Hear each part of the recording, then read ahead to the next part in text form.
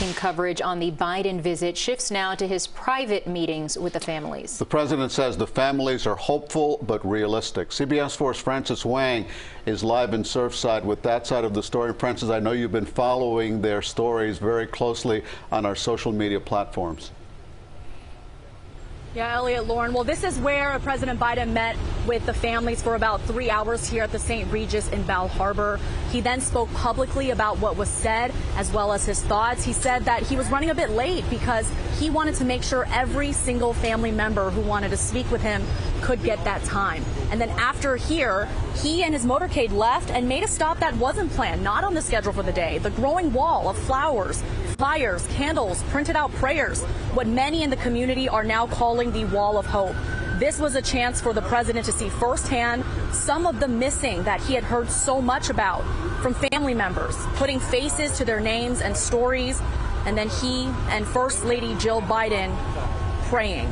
That meeting, though, with family members, as mentioned, was closed to cameras, but people inside shared what he said to them.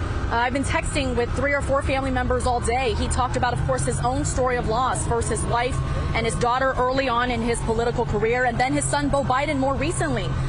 He also spent, as I mentioned, about 3 hours, first talking to the families all together and then in smaller groups. The whole nation is mourning with these families.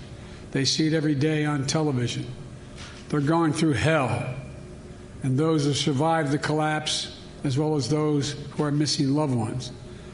I realize I'm a little late because I spent a lot of time with the families, a whole lot of time.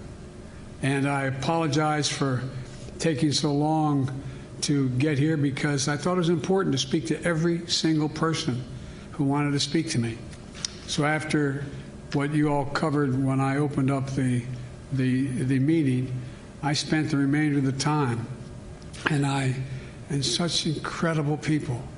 I sat with one woman who had just lost her husband and her little baby boy. Didn't know what to do. I sat with another family that lost almost an entire family, cousins, brothers, sisters.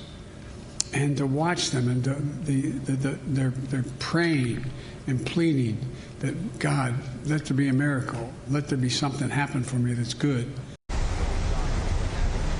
And the president here really acknowledging all the difficult layers of emotions, everything from how the hardest part, of course, is not knowing, even people trying to console the family members, saying things like, I know how you feel. The president, though, saying he somewhat knows how these family members feel. Elliot, Lauren?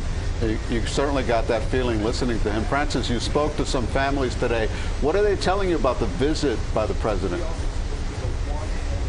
Yeah, well, understandably, Elliot, Lauren, a lot of mixed emotions. One family member had to bury her parents today. Another family had a mass for their loved one, also identified and recovered. Some feeling comforted, but also worried it was a distraction. The nephew of the Bonifoys, though, told me that his Aunt Maria actually knocked door to door for Biden's campaign and that she would have been very happy that the president had a chance to meet with her family. Elliot, Lauren? All right, Francis, certainly some special moments there for those families today.